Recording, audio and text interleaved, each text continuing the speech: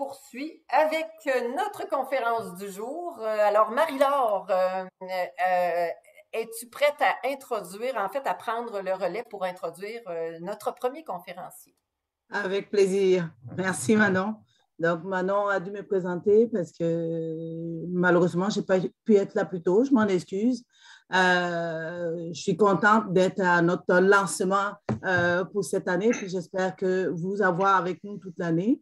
Donc la conférence du jour est sur l'antifragilité. Donc au-delà de l'agilité, l'antifragilité appliquée. Donc, c'est présenté par Daniel Gagnon. Donc, Daniel Gagnon est un coach, professeur, en tout cas, un maître au niveau de l'agilité, à mon sens, parce que moi, je suis toute neuve dans l'agilité, même si j'en fais pas à son niveau. Donc, il va nous amener ailleurs aujourd'hui en parlant d'agilité, d'antifragilité au-delà de l'agilité. Puis, vous saurez de quoi il parle. Je ne veux pas, on va dire, rentrer dans le sujet parce que c'est à lui de le faire. Et puis, suite à cette conférence-là, on aura bien sûr, en plus de notre conférencier qui est donc un coach agile, un spécialiste de l'agile chevronné, donc plus de 30 ans dedans, dans les 10 dernières années à travailler sur l'agilité. Nous allons en voir deux coachs agile chevronnés qui viendront pour le panel, ainsi que deux PO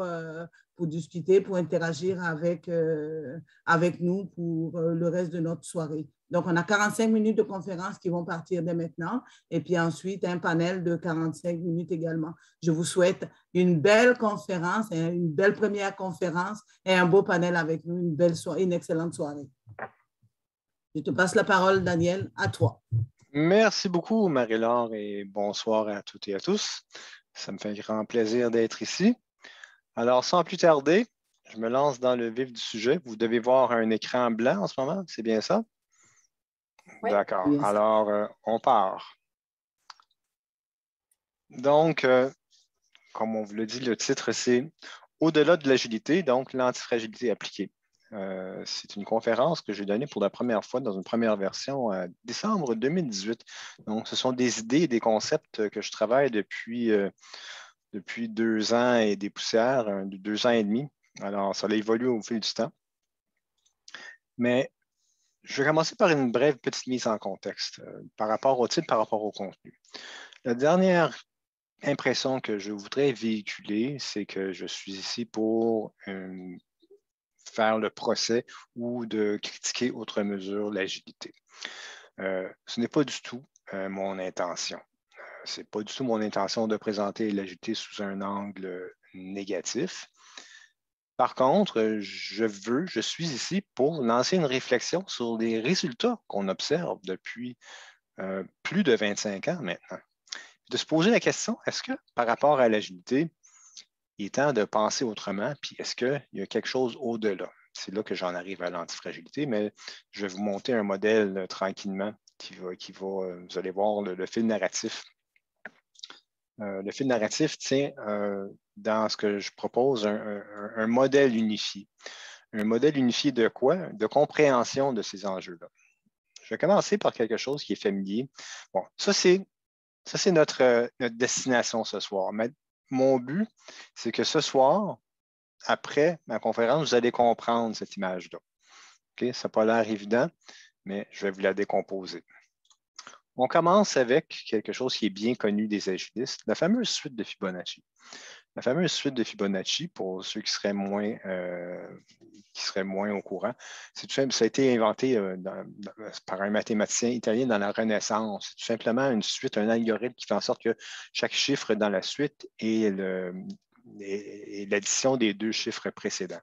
Mais la particularité de la suite de Fibonacci, c'est que ça décrit premièrement un paquet de phénomènes naturels comme la croissance de la coquille du Nautilus, qui est un animal marin. Ça décrit les patterns ou la croissance du tournesol. Ça décrit pendant un certain temps les mouvements de la bourse. Donc, c'est un algorithme assez magique dont on se sert beaucoup pour estimer en agilité parce que ça nous permet de bien véhiculer le fait qu'à partir du moment qu'on est dans l'inconnu, on s'en va de plus en plus dans l'inconnu et que l'estimation est est un jeu, disons, qui n'est pas très précis. Sur ce Nautilus-là, j'ai superimposé, pour ceux qui connaîtraient ça, simplement les catégories amenées par David Snowden dans son modèle Kinevin, qui nous parle qu'on peut être dans un état chaotique, on peut être dans une situation qui est simple, dans une situation qui est compliquée, puis dans une situation qui est complexe. Le simple et le compliqué, on peut les distinguer, mais le compliqué et le complexe, c'est parfois plus facile à distinguer. Je vous donne un exemple. Construire une voiture, c'est compliqué.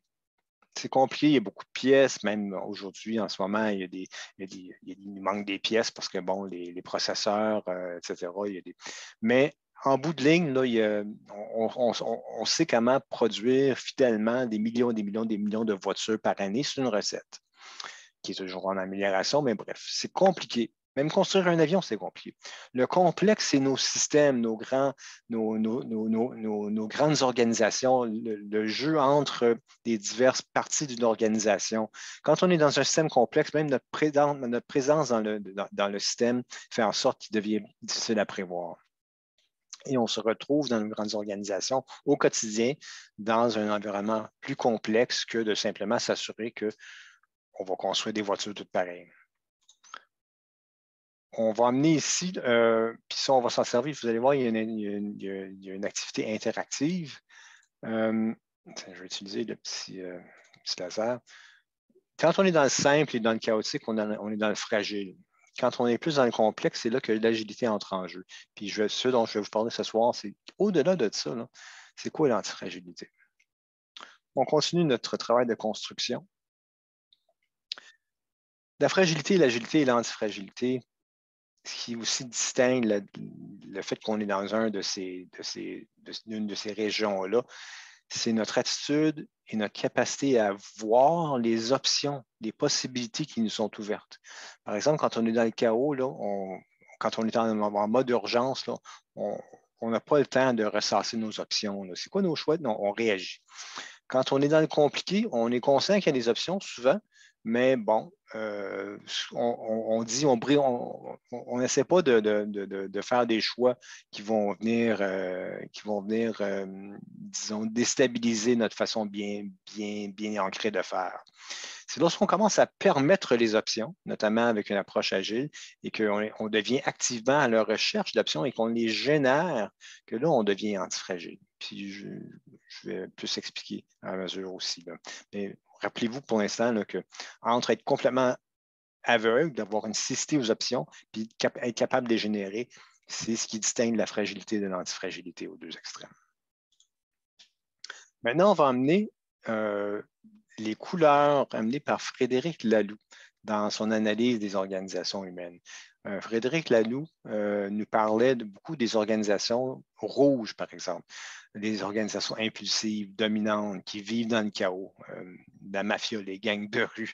Tout ce qui est chaotique est basé sur le contrôle et finalement la violence peut être catégorisé de rouge selon Laloux. Avec le temps, on a évolué. On est arrivé à l'ambre. L'ambre qui est caractérisé par des institutions telles que les églises, les grandes églises, le militaire. Dans une organisation ambre, on parle de conformisme et de rigidité. Et ça vit bien dans les aires simples et compliquées. Puis on est encore relativement fragile. Le passage de rouge à ambré, d'ailleurs, est très, très difficile parce qu'il y a toujours un très fort risque de rechute. Le meilleur exemple, c'est dans le Parrain 3, quand Michael Corleone essaie de s'en sortir, la fameuse scène. Chaque fois que j'essaie de m'en sortir, il me ramène. Bon, c'est un exemple tiré d'un film de fiction, mais ça illustre bien mon propos que même la première étape est difficile à franchir. La cécité des options, donc, qui caractérise le rouge, vraiment, on est dans la commande, le contrôle, la planification en amont, un suivi rigide du plan. Ça, c'est vrai pour l'ambre aussi. On revient. La petite boîte grise ici qui vient de se rajouter, c'est que nos gestionnaires, là, souvent dans des organisations comme ça, ce seront des experts.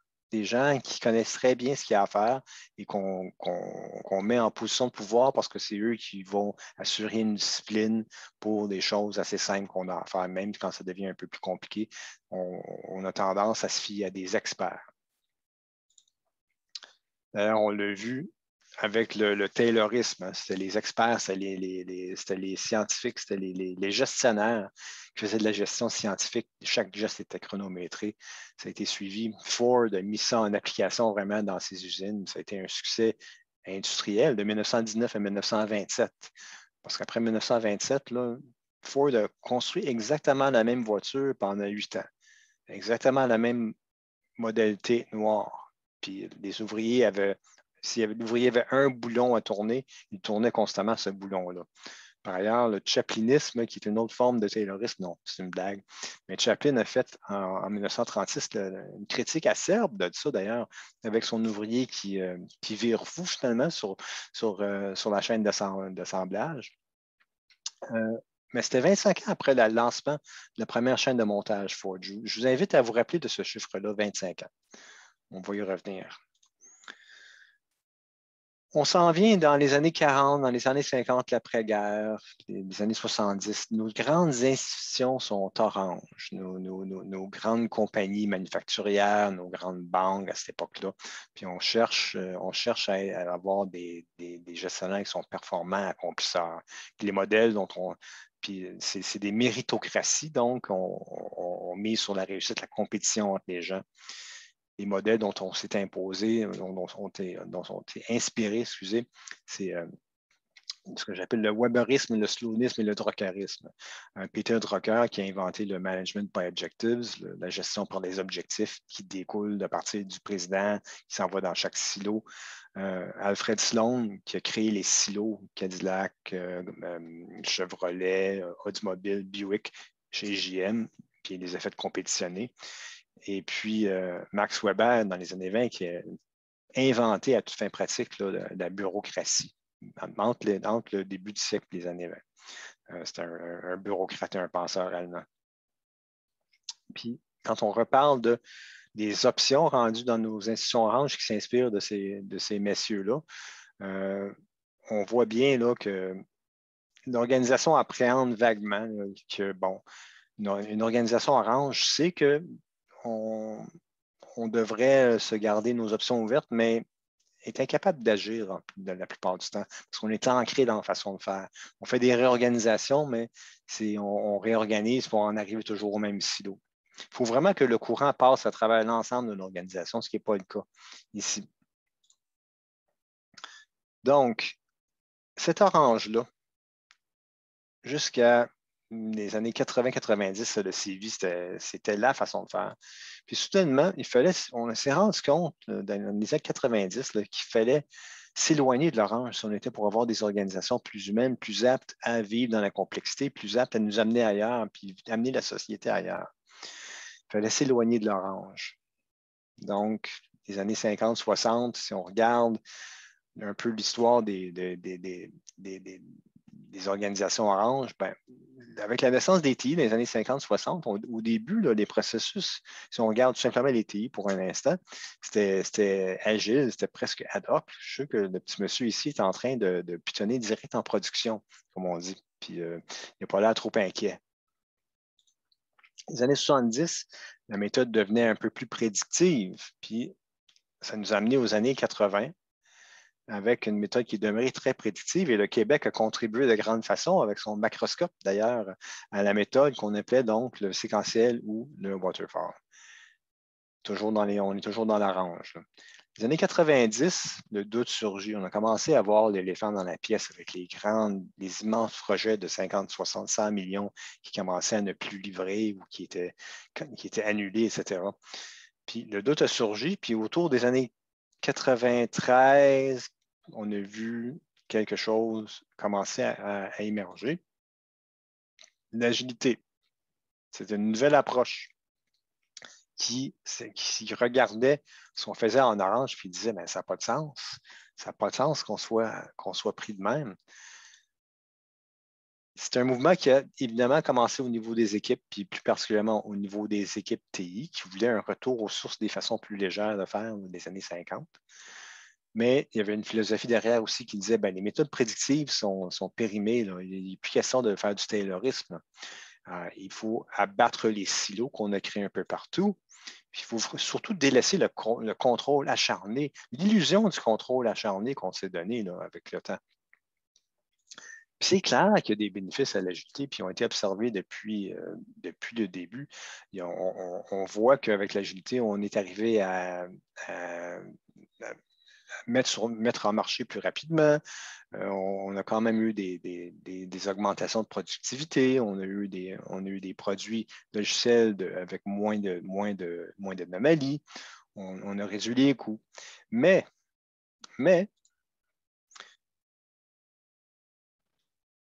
il y a encore un nombre au tableau.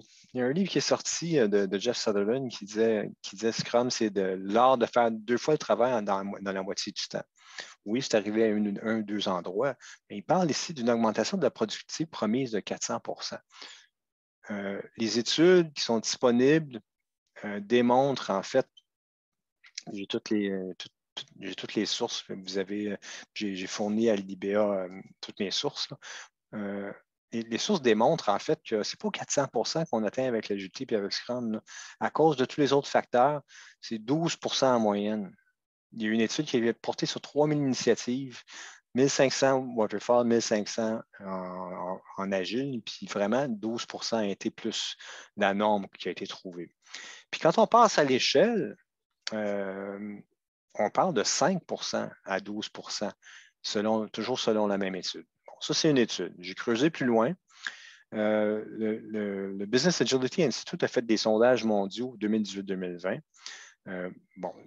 Ça a commencé avec 160 organisations, ensuite, finalement, en 359 organisations en 2020. Puis ce qu'ils ont trouvé est très similaire. Les résultats étaient médiocres. Quand on regarde la capacité d'agir comme une entité complètement agile, on était à 4,9 en 2018, à 4,4 en 2019, puis à 4,8 en 2020. Parce qu'il y a quelque chose de fondamental qui semble manquer. Puis c'est quelque chose de fondamental-là, de blocage, là,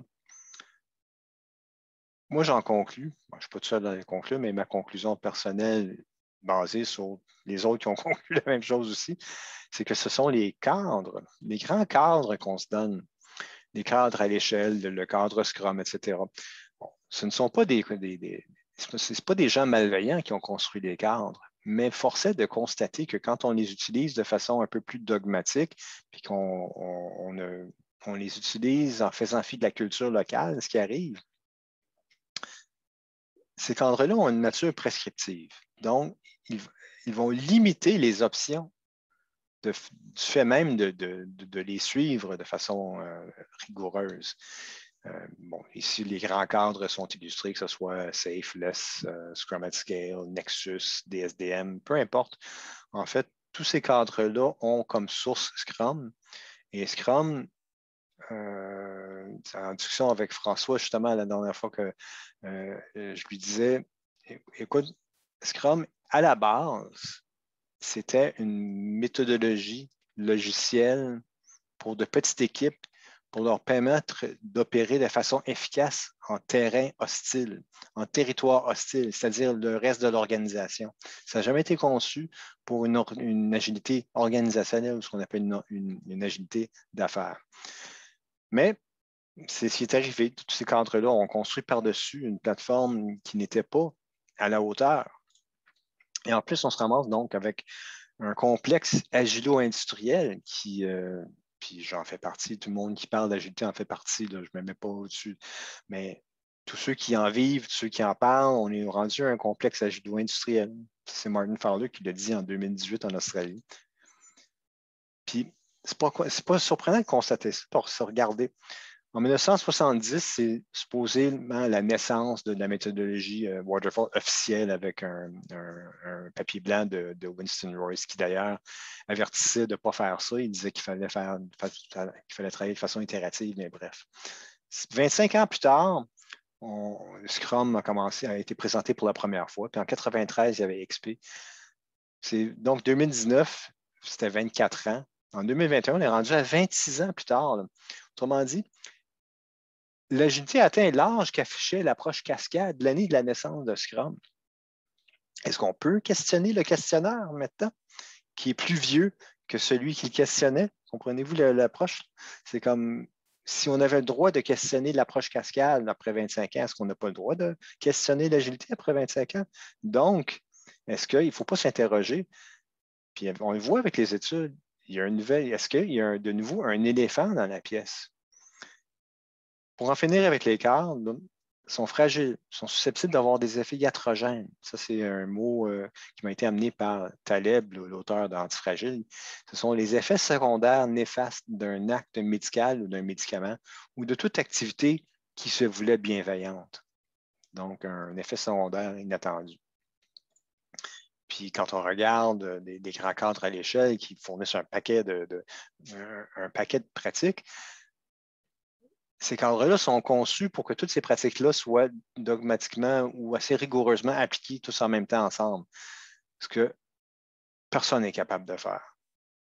Donc, c'est presque impossible de les suivre à la lettre. Donc, les résultats médiocres qu'on a vus, les 4.4, les 4.8, 4.4, s'expliquent du fait qu'on n'agit pas avec notre culture, on n'agit pas avec nos options, on agit avec des cadres venus de l'extérieur, basés sur une méthodologie de petite équipe qui était conçue pour travailler derrière les lignes en terrain hostile, en présumant que l'organisation était hostile.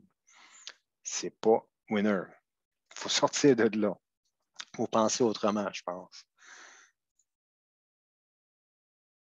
Puis, la diffusion sémantique, c'est un phénomène observé par toujours Martin Fowler, le même qui nous a donné le complexe agilo-industriel, qui disait en 2006 qu'il était tanné de deux mots, deux expressions, Web 2.0, vous vous rappelez, puis agile. Puis il disait que ces deux termes-là avaient complètement perdu leur sens dès 2006. Donc, encore là, on est quelques années plus tard, n'est-ce pas? Donc, est-ce que c'est là qu'on est rendu? Est-ce qu'on ne devrait pas utiliser peut-être un autre mot? Puis moi, je propose l'antifragilité. Donc, c'est quoi l'antifragilité? À la base, c'est un concept qui est proposé par Nassim Nicolas Taleb. Il a sorti un livre en 2012. Puis, ce qu'il disait, c'est que certains objets, certaines organisations, peu importe certaines personnes, tirent profit des chocs. Ils prospèrent et se développent quand ils sont exposés à la volatilité, au hasard, au désordre et au risque. Ils aiment l'aventure, le risque et l'incertitude. Un cendrier en porcelaine, une tasse en porcelaine, ce n'est pas antifragile. Donc, si on va regarder vraiment, là, la fragilité, on sait c'est quoi. On la voit tout de suite. Ça nous saute aux yeux. Ça devient plus complexe quand on doit distinguer, par exemple, la robustesse. La robustesse ne suffit pas. Ça, c'est une Land Rover de, je pense, 1957 qui roule encore quelque part en Afrique. C'est vieux, mais à un moment donné, la robustesse ne suffira pas. Là. Quand il n'y aura plus aucune pièce imaginable disponible, à un moment donné, elle va arrêter de rouler cette Land Rover-là. La résilience, tout le monde sur LinkedIn parle de résilience aujourd'hui, mais ce n'est pas ça qu'ils cherchent. Ils cherchent l'antifragilité. La résilience, c'est plate. C'est juste, tu as une boule, là, puis tu reviens quand on te serre. Mais tu ne progresses pas, tu n'évolues pas. Oui, c'est beau, c'est déjà une belle qualité. C'est beaucoup mieux que d'être robuste. Dans l'absolu, c'est beau d'être résilient. Mais je vois trop de conférences, trop de gens qui disent penser au sujet puis qui utilisent le mot résilience alors que le mot qu'ils cherchent, c'est l'antifragilité. L'antifragilité, là, la meilleure façon de le comprendre, c'est ça. Oui, des pissenlits. Mais pas dans cet état-là, dans cet état-ci. Il n'y a rien que tu peux faire à un pissenlit rendu à ce stade-là qu'elle n'aimera pas. Tu peux la tondre, tu peux donner un coup de pied, le chien peut passer dedans, tu peux l'arracher puis le brasser. Tout désordre va être absolument bien accueilli par le pissenlit. Pourquoi? Parce que est antifragile comme ce pissenlit, ce qui tire bénéfice de l'attendu, le chien, la tondeuse, le coup de pied. Parce que c'est ça qui arrive quand on donne des coups de pied dans un pissenlit comme ça. ceux qui, au mois de mai, avaient vos pelouses à entretenir, vous voyez bien là, que c'est exactement ça. Donc, être antifragile, ce qui s'améliore à se confronter au désordre. Mais le désordre, c'est quoi le désordre? Talib nous a introduit la famille élargie du désordre. L'incertitude, la variabilité, le savoir imparfait, incomplet, le sort, la confusion, la volité, le désordre lui-même, l'entropie, le temps, l'inconnu, le hasard, le bouleversement, le stress, l'erreur, la dispersion des résultats. La pandémie nous amène 6 ou 7 sortes de désordres.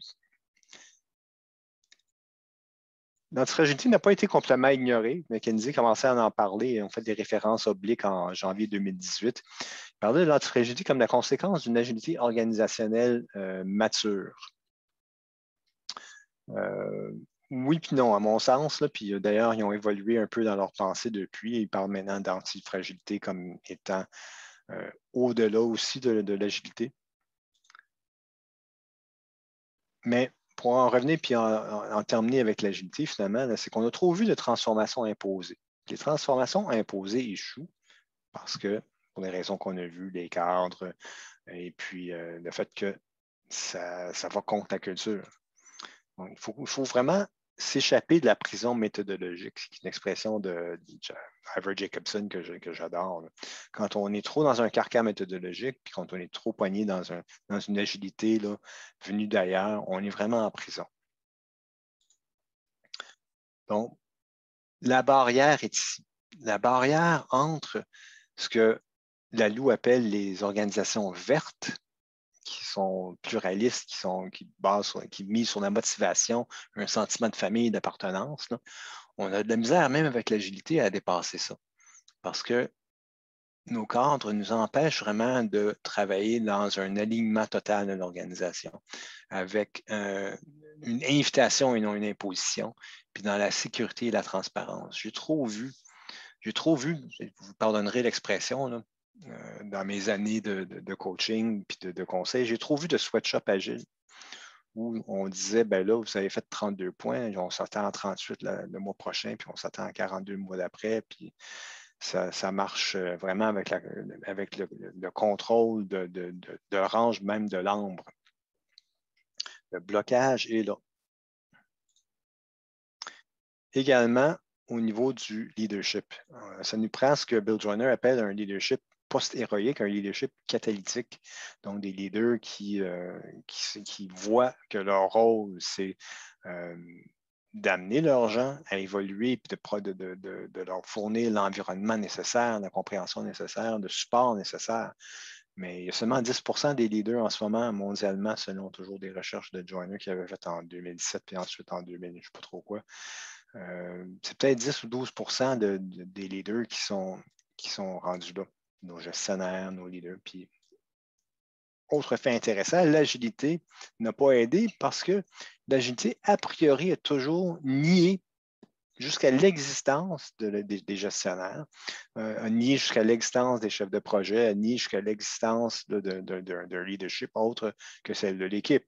Donc, encore une fois, pas aidant. Donc, ce leadership post-héroïque-là est nécessaire. Une autre condition aussi pour arriver à permettre des options d'éclat, puis aller chercher vraiment le 20% d'efforts discrétionnaires de tous, l'atteinte de la sécurité psychologique. Ça aussi, c'est quelque chose dont on parle énormément, mais il y a 4 phases de la sécurité psychologique. La plupart des organisations en accordent 2. L'inclusion, donc ils ont le droit d'aller dans l'équipe, puis la sécurité d'apprentissage, okay, tu as le droit d'écouter puis regarder ce qu'on fait. Mais on tarde à donner la sécurité de contribution. C'est très rare les endroits où on est en sécurité, où les gens qui mettent au défi l'autorité et qui mettent au défi l'ordre établi et qui posent des questions difficiles, qu'il n'y a pas de séquence, qu'il n'y a pas de conséquences. Donc, on voit beaucoup de théâtre de sécurité psychologique en ce moment dans les organisations aussi. Mais les gens qui mettent au défi et qui s'opposent au narratif imposé ne sont pas sécures dans la plupart de nos organisations, malheureusement. Alors, on voit qu'il y a une autre barrière ici. Mais avant ça, je crois que... oui, OK. Il y a un exercice interactif que je vais placer bientôt. Il y a une autre barrière ici, même si on réussit à dépasser le verre, là, pour en arriver à ce que la loi appelle les organisations opales, les Buurtzorg, les Haier, même une organisation comme Patagonia. Il y a plusieurs exemples dans le livre de la Loupe, puis il y a d'autres auteurs qui ont repris et rajouté à ces exemples-là depuis. Là. Quand on parle d'une culture d'expérimentation, d'imputabilité des équipes, d'amélioration continue, d'agentivité. Ça, c'est au-delà de donner du pouvoir, c'est faire des gens qui travaillent pour nous des agents de leur propre destin à l'intérieur de l'organisation. Puis gérer ces options-là, là, ça devient critique aussi. Puis Joyner avait identifié là, que deux autres types de leaders, mais on va s'en tenir au catalytique parce que finalement, il a fini par avouer que les deux autres, il était difficile de les distinguer. Là. Fait que la recherche d'options puis la génération d'options pour dépasser la deuxième barrière puis arriver à une organisation opale antifragile, là, ça passe vraiment par toutes les parties prenantes, tous les morceaux de l'organisation doivent rechercher activement ensemble des options au quotidien. Ce qui nous amène à notre activité interactive. Dans le chat, je vais vous donner un lien vers un Miro que je vais également partager à l'écran.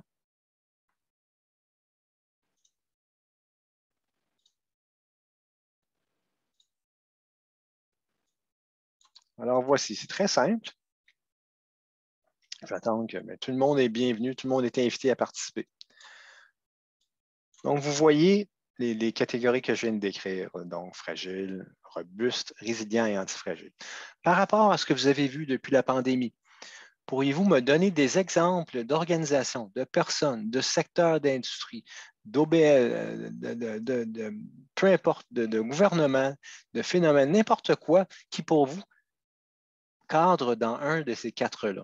Puis, plus vous avez d'idées, n'importe qui, là, je vais vous donner juste un exemple d'antifragilité pour vous partir. Tesla qui a récemment rendu tous ses brevets open source. Avec la résultante que tout le monde regardait ça, mais ils sont fous. Ben non, ça a créé un écosystème où tout le monde maintenant peut, n'importe qui, puis c'est un peu comme le Apple Store, mais n'importe qui est approuvé peut créer des accessoires, des plugins, puis des améliorations au Tesla. Donc, allez-y. Fait qu'on a, on voit que les artistes visuels, je vois les artistes visuels, hein, il y a beaucoup d'artistes visuels qui ont vendu des tableaux pour faire des backgrounds pour des gens sur Zoom, par exemple. Alors, on va te donner un petit... j'ai besoin de... On va donner un 7 minutes pour ça. Allez-y. De vous aider les plus farfelus.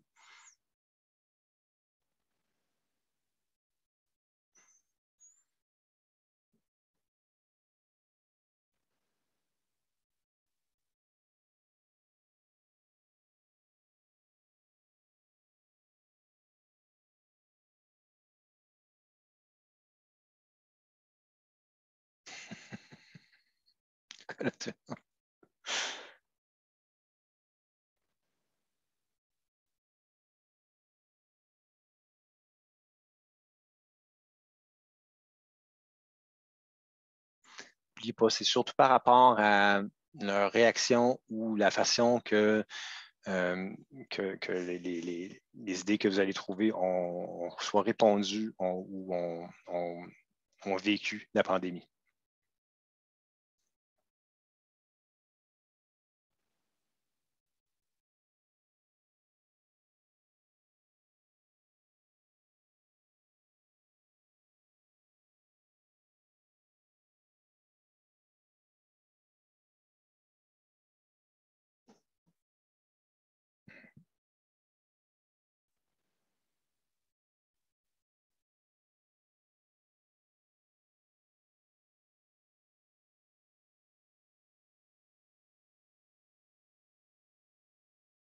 C'est intéressant, je vois le mot restaurant dans deux boîtes, puis c'est tout à fait légitime. Hein. Il y en a qui ont très bien tiré leur épingle du jeu avec le take-out, etc., avec les mets à emporter, d'autres moins. Chocolat favori. Hein.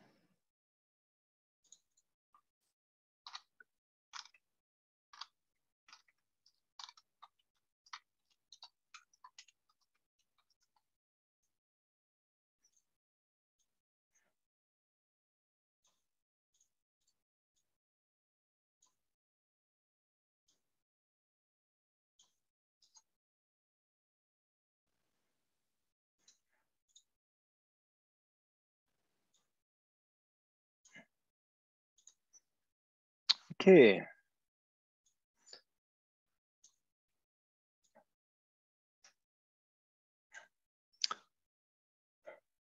OK. Encore 1 minute.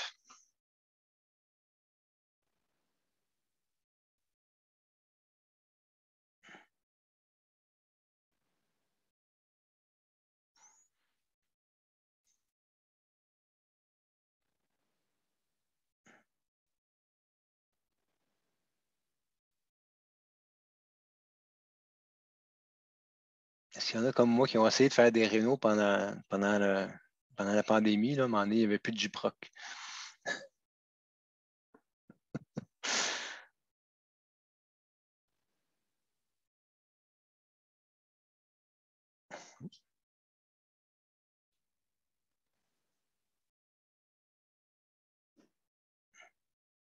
Ouais, oui, c'est que de bonnes réponses.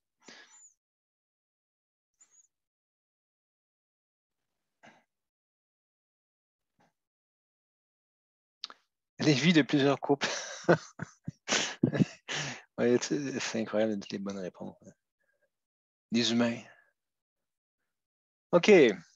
Merci, on va y revenir. Je suis sûr que ça va alimenter des discussions pendant le panel. Je vous invite maintenant, je vais revenir pour terminer les quelques dernières minutes de la présentation.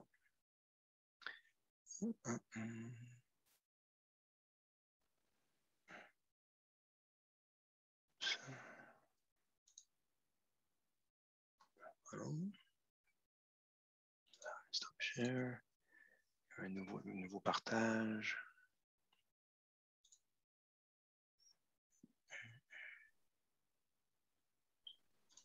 Voilà.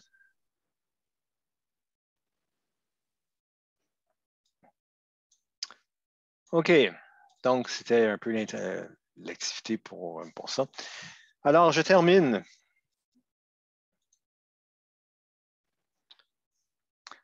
Donc, au niveau des organisations, là, puis de ce qu'on veut pouvoir faire pour améliorer nos options, passer à un environnement plus inclusif, passer à un environnement où nos leaders commencent à être plus catalyseurs.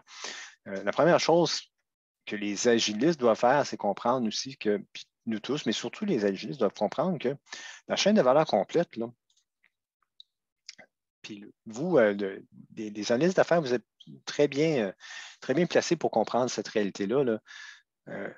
Une chaîne de valeur complète là, sur 24 à 36 mois, là, il n'y en a qu'une infime partie qui est vraiment sous l'égide des TI. Puis même si on agilise le développement pour aller 2 fois plus vite, dans ce petit bout-là, c'est vraiment pas là où que les gains sont à faire. La contrainte n'est plus dans les TI, finalement. Ce sont les diverses fonctions corporatives qui doivent maintenant mener le bal. Puis on doit les voir comme des partenaires et non des dragons. Puis si on revient à notre Nautilus avec les options, si je vous plaçais les couleurs de la Loue avec des fonctions corporatives, regardez là, les finances, l'architecture d'entreprise, les RH. Puis je les ai placés un peu aléatoirement, mais on peut s'attendre à ce que les fonctions corporatives en général vont se retrouver un peu dans ces eaux-là. Ben, ce qu'il faut faire, c'est faire des expérimentations avec eux ensemble pour les amener. Puis ça, je l'ai fait avec des gens d'Audi, je l'ai fait avec des gens d'RH dans ma carrière. C'est amener les fonctions corporatives à expérimenter puis aller au-delà de leur façon habituelle de faire. On va faire quoi? Ensemble, on va dépasser le verre, puis qu'on va s'orienter tranquillement vers l'opale. Puis on peut le faire avec des projets témoins, des champions, des brises-glaces qui vont exposer ces besoins de collaboration-là. Puis la gouvernance, la conformité, les finances, l'audit, comme je disais, la sécurité, etc. C'est tous des bons candidats. Puis j'ai fait dans ma carrière, j'ai fait des expérimentations avec tous ces gens-là. Puis c'est toujours très bien accueilli. L'expérimentation comme telle, il y a plusieurs façons de s'y prendre. Il faut toujours évidemment expérimenter pour apprendre, mais voici par exemple le modèle du Toyota Kata. Puis là, je parle des gens qui sont habitués dans la gestion du changement. Alors, je n'ai pas besoin de vous faire plus de dessins que ça. Il y a un autre modèle qui est le canevas des expérimentations de Jeff Anderson, un Canadien qui était chez Deloitte et qui est parti à son compte il y a plusieurs années, qui a écrit ce livre-là qui est absolument fantastique, qui nous donne un canevas pour traiter les expérimentations de façon consistante. Puis pour choisir ces expérimentations-là, le livre nous apprend qu'il y a 3 sortes de gaspillage qu'on peut essayer d'éliminer. Le MUDA, le gaspillage de ressources, qu'on voit très bien ici. Le MURA, quand les ressources sont irrégulières. Puis le MURI, l'excès de charge par rapport aux ressources. On peut tout mettre ça ensemble, avoir des projets de témoins, une table de gouvernance d'amélioration continue. On priorise avec WSGF. Ici, c'est une technique de priorisation introduite par Don Reinertsen qui nous permet de faire de la priorisation économique là, du CD3. On peut mettre nos expérimentations dans le collimateur, les rouler en Kanban, voir si le bloquant est réglé. Sinon, donc, on systémise l'amélioration continue. Et évidemment, on n'est pas une organisation apprenante si on ne consigne et on ne partage pas les résultats. Fait qu'on voit bien ici là, un exemple typique de choses que j'ai également. Des expérimentations que j'ai faites avec les finances, avec la sécurité, avec aussi la gouvernance au niveau de la traçabilité. Donc, il faut créer puis exploiter des points d'inflexion pour ça. Vous vous rappellerez qu'on la ligne rouge là, qui plafonnait quand on faisait que ne suivre des cadres de façon dogmatique, mais quand on fait de petites expérimentations puis qu'on apprend, c'est là qu'on peut avoir une inflexion.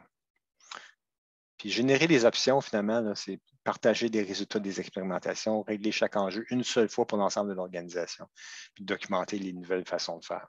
Ultimement, deviendra antifragile l'organisation qui va se consacrer là, à dépister, exposer, puis exploiter ses options dans un cadre sécuritaire, psychologiquement, d'apprentissage en continu, piloté par l'expérimentation. Et puis voilà, c'est tout. Je vous invite à me suivre, me contacter sur LinkedIn. Et puis voilà, je redonne les manettes.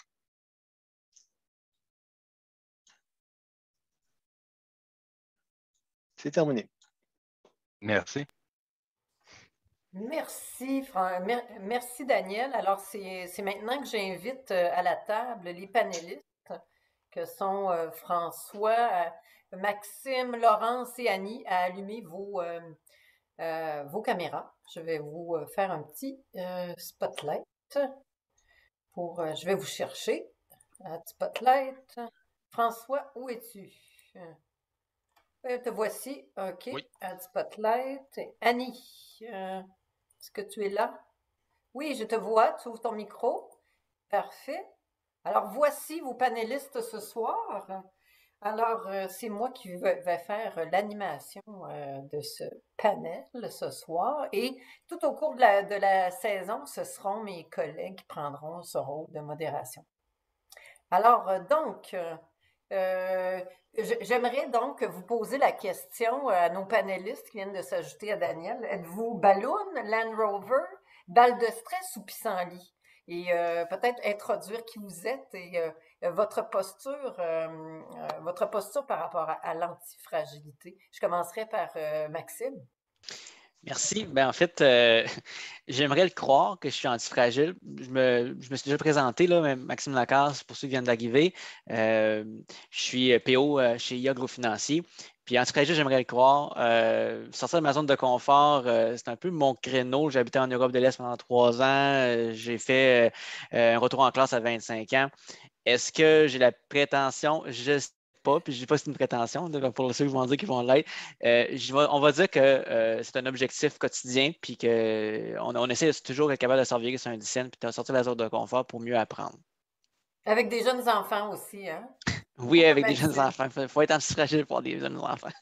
Alors, on va t'inviter ce soir pour le panel à partager ton point de vue et ton expérience de PO.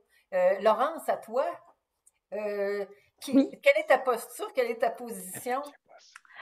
Je suis un peu comme Maxime, là, ayant vécu aussi à l'étranger pendant quelques années. J'adore voyager, sortir de ma zone de confort, puis essayer des nouvelles choses. J'ose croire que j'ai un bon fond d'antifragilité. Mais je pense que je suis peut-être un petit peu des 4 aussi, tout dépendant des contextes. J'ose croire que j'ai peut-être un bon fond d'antifragilité, mais il y a certains contextes. Ton contexte, autant au niveau travail que personnel, que je vais peut-être avoir un petit peu plus un côté robuste ou fragile ou de résilience. Donc, c'est peut-être un mélange des 4, mais avec un petit fond d'antifragilité. Excellent, merci. C'est ce qu'on va découvrir. Alors, à titre, toi aussi, PO, ton rôle de PO en ce moment, analyste d'affaires PO. Alors, c'est à ce titre-là que tu vas intervenir ce soir. François, où te trouves-tu? Qui es-tu, si tu veux t'introduire à l'assistance, à l'audience? Tout à fait. Donc, François Barbeau, coach agile, depuis quelques temps, là, je suis au Mouvement des Jardins. J'ai commencé ma carrière il y a 12 ans comme Scrum Master. J'étais dans un domaine très différent, dans le domaine du jeu vidéo, donc des jeux mobiles. Puis on en a parlé lors de notre dernière rencontre. C'est vraiment en travaillant sur un jeu mobile que j'ai découvert l'antifragilité. Je ne savais même pas que le mot existait. J'ai été exposé au mot très récemment grâce à toi, Manon, et merci pour l'invitation. Mais c'est un phénomène naturel. Quand tu te casses un bras, ton os, quand il va se ressouder, il va être 2 fois plus solide. Fait que ça se trouve dans la nature. Fait que quand ça se trouve dans la nature, moi, ça me parle. C'est du gros bon sens. Puis je dirais que quand j'étais dans mon ancienne vie, Scrum Master dans le domaine du jeu mobile, je pense que c'est là que j'ai eu mon premier épisode d'antifragilité. J'ai arrêté de donner des ordres, j'ai arrêté de dire voici la solution que je veux, guys, puis grouillez-vous le pompon de me livrer ça, parce que les gens n'ont pas été capables de livrer. Alors là, j'ai dû faire le leap of faith de me dire OK, j'ai pas la solution, je vous fais confiance. Fait que j'ai commencé à changer de posture. Fait que oui, je suis d'accord avec les personnes qui ont parlé jusqu'ici. Tout dépendamment, tu l'as bien dit, Laurence, dans quel contexte tu vas te trouver. On doit s'adapter, on doit s'ajuster, mais j'en ai un petit peu d'antifragilité aussi. Ah, merci, François. Annie, toi, où te trouves-tu? D'abord, peux-tu te présenter et nous dire, es-tu Balloon, Land Rover, pissenlit ou balle de stress? Moi, je suis un tournesol, en fait. Non, c'est bien. Je me présente d'abord. Je suis Annie Fortin, je suis coach agile, consultante chez Alitia. Chez Alitia, j'ai le rôle de directrice de pratique en agilité d'affaires. Donc, plein de nouvelles choses qui vont commencer, débuter très bientôt. Pour ma part, je vous dirais que j'ai beaucoup d'antifragilité. J'adore me sortir de ma zone de confort, étant une personne à la base introvertie. Donc, déjà là, on voit mon antifragilité. J'aime me retrouver dans des situations où est-ce que, justement, je vais être complet. Je ne trouve plus mes bases, je ne trouve plus sur quoi je dois m'appuyer. Puis donc, cette instabilité-là personnelle, je l'adore. Et puis, dans mon approche en transformation organisationnelle, c'est également la même chose que de le faire. Donc, je vais challenger mon client, je vais essayer de l'amener ailleurs, lui faire comprendre la posture. Puis, je suis très axée sur la culture avant de faire du savoir-faire, avant de faire de l'agilité, du Scrum, du Kanban. Je vais travailler énormément sur la culture de l'organisation, ce qui fait de moi, je pense, un coach antifragile. Donc, essentiellement, je suis antifragile, mais comme le dit Laurence et François, tout dépendant dans le contexte ou la situation que l'on vit, des fois, il y a peut-être autre chose qui va surgir. Moi, je suis fragile au sorbet, au citron. Ouais, c'est ça. Moi, tu vois, c'est au jujube, je suis fragile.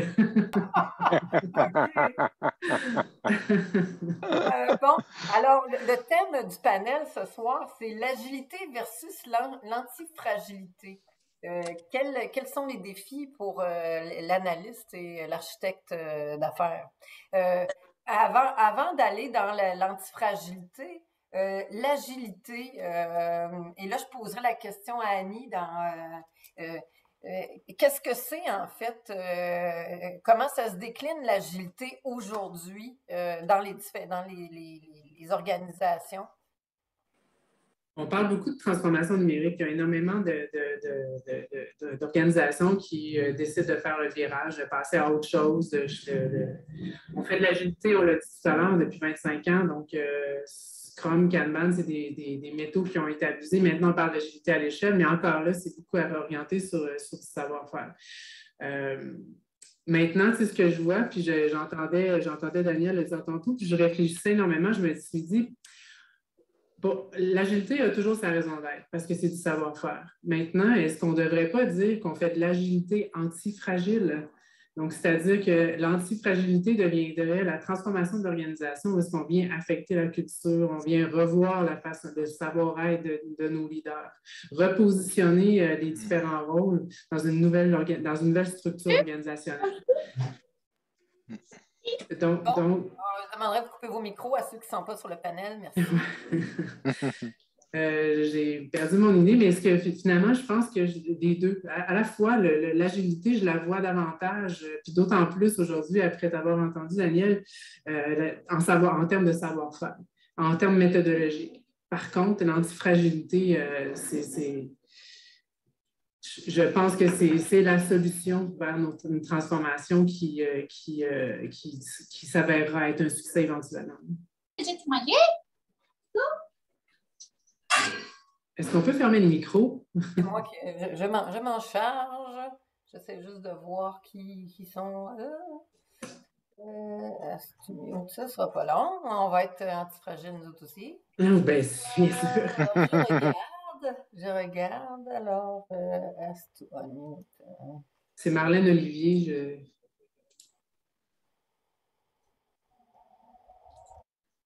C'est Marlène Olivier, OK, là, je cherche quelque chose. On a un peu, j'ai peut-être un mute all. Non. OK, ben enfin, je vais faire un appel à tous là, de fermer vos micros si vous n'êtes pas sur le panel. Merci. Non, c'est fait. C'est fait.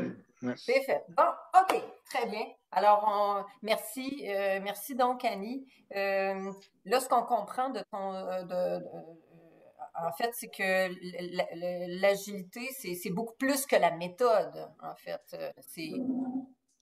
Oui, puis je trouve intéressant ce que Daniel apporte avec l'antifragilité parce que finalement, c'est peut-être la solution au savoir-être de l'organisation dans ces transformations numériques-là. Donc, je pense que davantage et d'autant plus, on devrait pairer ces deux cadres-là. Je ne sais pas comment les nommer, mais disons ces deux philosophies-là pour réussir nos transformations d'aujourd'hui. Qu'en penses-tu, Daniel?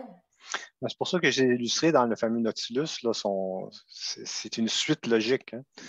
Il y a des barrières, mais les barrières sont franchissables. Il s'agit d'avoir la volonté puis la conscience, la prise de conscience nécessaire pour surmonter la barrière. Puis comme je l'ai démontré, la façon de passer de l'agilité à l'antifragilité, c'est d'être bien sûr d'impliquer l'ensemble de l'organisation puis de ne pas se limiter aux sphères habituelles, aux joueurs habituels de l'agilité. Ça fait 25 ans qu'on se cogne le nez contre ça. Ça fait 25 ans qu'on se dit, ben, on serait-tu agile si les finances suivaient? Ben, on peut-tu arrêter de le dire et puis le faire? J'interpellerais les PO, Maxime et Laurence. Comment vous vivez l'agilité? Est-ce que vous vivez l'agilité avec de l'antifragilité? Bon, maintenant que ça. Aujourd'hui, comment ça se décline l'agilité d'entreprise, l'agilité en entreprise, dans vos projets, là, puis c'est pas tout le monde qui a été exposé à des projets agiles. Maxime? Ben, c'est clair que d'ailleurs, c'est intéressant là, qu'on a parlé des finances, des RH, donc les autres départements, on va dire, là, les silos qui deviennent agiles. C'est quelque chose qu'on voit dans les organisations. Là. Donc, nous, on voit apparaître des sprints là, dans les équipes d'actuaires ou encore dans les équipes de banquiers qui ne font pas nécessairement de développement web. Là. C'est plus dans leur suivi des opérations courantes. Personnellement, donc, dans une équipe de développement en amélioration continue. On a été témoin là, je pense, d'antifragilité très récemment, fait l'an dernier. Puis, donc, je pense que tout le monde, présentement, là, dans la rencontre, probablement plein d'histoires là, de comment ils ont vécu la COVID-19. Et je peux partager, se prendre quelques minutes là-dessus. Là. Donc, on a fait affaire dans le financier, puis toutes les compagnies sont à peu près dans la même situation, là, donc avec des processus qui sont très manuels, très papier, des gens qui font le même travail depuis plusieurs décennies dans certains cas. Ils ont dû changer leur vie du jour au lendemain lorsque l'électronique est devenue la seule façon de pouvoir gérer le travail en présentiel, pas présentiel, mais en virtuel, parce qu'on était en situation de COVID-19, on ne pouvait pas se présenter, puis il y avait des enjeux de maladie. Donc, les équipes ont fait effectivement de l'antifragilité, à tout le moins un bon rebond là, pour penser en dehors de la boîte et essayer de les aider. Puis, très récemment, d'ailleurs, ça c'était, on n'avait pas parlé la semaine dernière, mais juste pas plus tard que ce matin, j'ai parlé avec une de ces dames qui avait vécu le gros changement. Puis c'est une personne qui avait passé peut-être 2 décennies à faire le même travail. Puis donc, je vais être très franc avec vous, elle ne m'aimait pas l'an dernier parce qu'on arrivait avec des nouveaux projets, puis on arrivait avec on chamboulait leur vie. Mais aujourd'hui, elle a appris à vivre avec le système numérique entier. Puis elle dit, Maxime, je ne retourne pas à l'ancien, zéro. Je ne retourne pas au papier. Puis amenez-en des changements, il faut tout les prendre. Puis ça m'a fait penser au pissenlit à Daniel. Puis je suis content qu'on l'ait vu parce qu'effectivement, cette dame-là, donc elle a pris goût à sortir de sa zone de confort. Ah, merci de ce témoignage. Laurence, voudrais-tu ajouter quelque chose, toi, de ton point de vue de PO? Oui, ben moi, ce que j'ai remarqué, puis pour moi, c'est assez récent, là, le concept d'antifragilité, là, je l'ai découvert tout récemment avec Daniel. Puis ça l'a tellement ouvert, ça m'a permis de comprendre peut-être des situations en agilité que j'avais de la misère à comprendre ou à maîtriser ou à assimiler. Là, comme un exemple, je travaille avec plusieurs équipes agiles en ce moment. Puis on implante le camp safe. Puis dans ce cadre-là, il y a plusieurs cérémonies, hein, plusieurs rencontres qu'on doit faire. Puis on se rend compte là, depuis la dernière année que certaines de ces cérémonies-là ne fonctionnent pas, ne sont pas efficaces. Donc là, on est en train d'essayer de revoir un peu comment rendre ces cérémonies-là plus efficaces.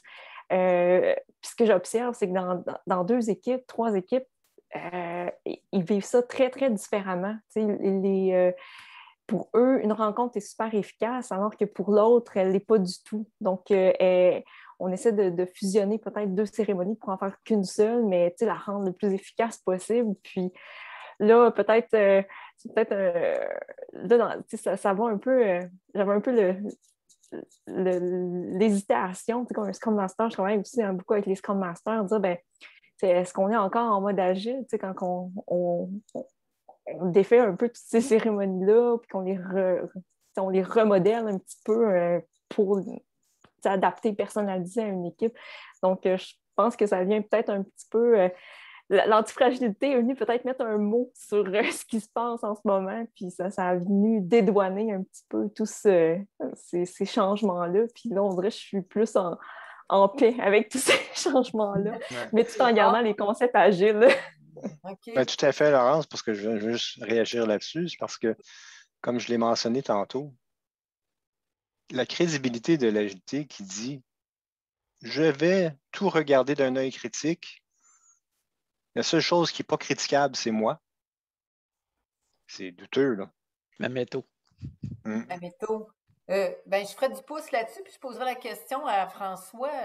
Faire de l'agile ou être agile, là, en tant que dans ta position de coach agile, comment tu réagis dans un contexte tel que décrit par Laurence? Où là, la métaux, elle doit être de côté. Regarde, je l'ai toujours sous la main, le fameux Gris Scrum, là. Rendu à 15 pages. C'est un framework qui est très succinct. Ça ne répond pas aux questions.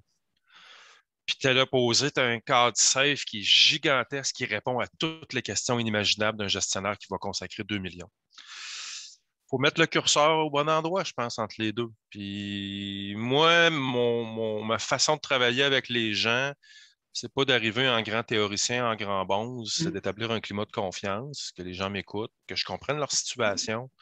Je pense que c'est, comment qu'elle s'appelle donc, elle? Très bon livre en passant, ouais, Coaching Agile.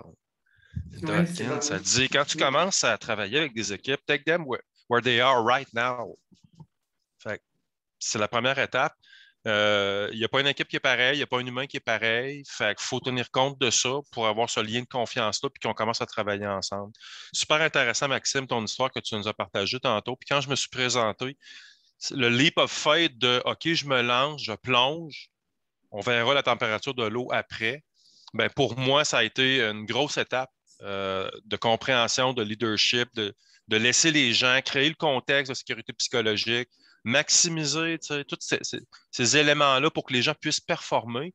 Puis les contrôles dont je vous parlais tantôt, qui étaient sur un téléphone mobile tout à fait nouvelle pour moi, j'étais producteur dans le jeu vidéo, c'était avec des étudiants que je travaillais.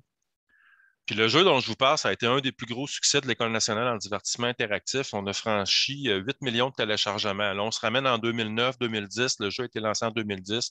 2 ans après, on avait franchi 500 millions de downloads avec des gens qui avaient sorti des écoles, qui avaient zéro expérience, qui n'avaient pas livré grand-chose. Puis on l'avait livré sur du iPhone, sur du mobile.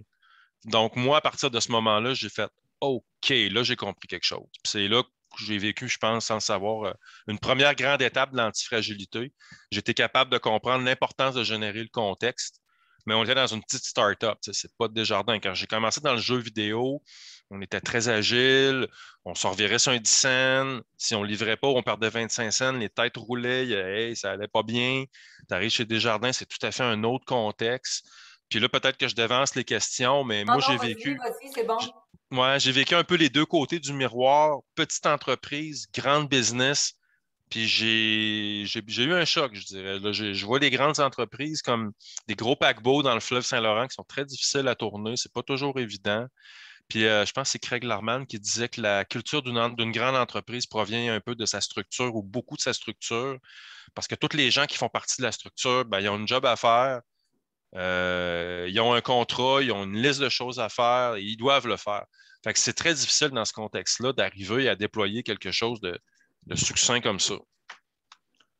Puis ça ne répond pas aux questions. Donc, ça, c'est la job du coach, d'amener ces éléments-là et ces ingrédients-là. Puis pour moi, l'agilité, c'est beaucoup plus du savoir-être que du savoir-faire. Je vois Scrum, entre autres, comme un levier ou un tremplin pour atteindre puis s'élever à changer les comportements des gens. Entre autres, Maxime, j'étais à l'Industrielle Alliance à partir de 2016-2018. J'ai vu des équipes que ça faisait 5 ans qu'ils travaillaient ensemble. OK, vous n'êtes vraiment pas dans Jira, vous avez des tableaux physiques, vous n'avez pas de burn-down, on n'a plus besoin de burn-down, notre vélocité est connue. Ça fait combien de temps que vous travaillez ensemble? Ça fait 5 ans. OK. Vous êtes en connaissance pas mal de votre portée, votre vélocité, tout ça. Tout le monde se connaît. J'ai pu voir qu'ils ont été capables de générer le bon contexte pour atteindre les vrais bénéfices de l'agilité. Puis c'est juste une petite quote comme ça. Je ne sais pas s'il y en a qui connaissent un des co-signataires, là, Alistair Coburn, du Manifeste Agile. Il y a une super belle slide dans le temps où on part du Manifeste Agile 2001, puis là, on a une explosion de différents frameworks. Safe est apparu, des indicateurs, des KPI. Lui, ce qu'il dit, c'est essayons de scoper down puis de revenir justement au savoir-être. Donc, se concentrer sur les individus. C'est pour ça que le sujet de l'antifragilité, ben, ça parle des gens. Moi, ça me parle. Puis le hamster, il vire pas mal depuis qu'on a commencé à discuter ensemble. Fait que c'est pas la méthode, donc c'est les individus qui constituent les équipes qui utilisent la méthode. C'est eux la force de frappe. Fait que c'est eux qui vont réaliser. Fait que moi, je pense que c'est important d'arriver à créer le contexte, le meilleur contexte possible pour les aider à livrer. Fait que moi, je le vois comme ça. Donc, j'ai une approche qui est très humaine, là. Je pense que c'était un peu dans ma description là, lors de la présentation. Ouais. Mais c'est comme ça que je réussis à avoir de l'écoute aussi, d'avoir des bonnes conversations, de l'empathie, de l'ouverture. Puis c'est là que je peux tranquillement commencer à intervenir puis discuter avec eux, les challenger un peu, poser mes questions. Puis ensemble, on va constituer comment nous, on veut travailler. Puis selon votre contexte, parce qu'il n'y a pas un contexte qui est pareil, selon votre contexte, qu'est-ce qu'on pourrait vous amener, des petits quick fix? Puis là, on commence à faire virer la roue de l'amélioration tranquillement. Les gens n'aiment pas beaucoup le changement. Fait que quand tu amènes des petits changements, des petits bénéfices, ben là, il y a une dynamique qui s'installe, puis là, il y a une inertie. Puis là, on a une belle relation, puis on construit ensemble. C'est pas tant que les gens n'aiment pas le changement. Ce que les gens, de mon expérience du moins, n'aiment pas, c'est les changements qui leur sont imposés. Ça, c'est vrai. C'est un très bon point, très, très bon point. Oui, j'abonde. Il y a des approches de coach aussi qui sont très drastiques. On change du tout au tout. Ça, c'est dérangeant pour les gens parce que voici la théorie, c'est ça qu'on fait. Un petit peu. Tu peux écouter un peu notre réalité à nous autres puis nous respecter là-dedans. C'est très important. Je ferais du pouce, puis en fait, là, tu as parlé de start-up, tu as parlé d'une réalité de grande entreprise. Est-ce que, puis je posais la question à Annie, est-ce que c'est très différent dans le domaine public, au gouvernement?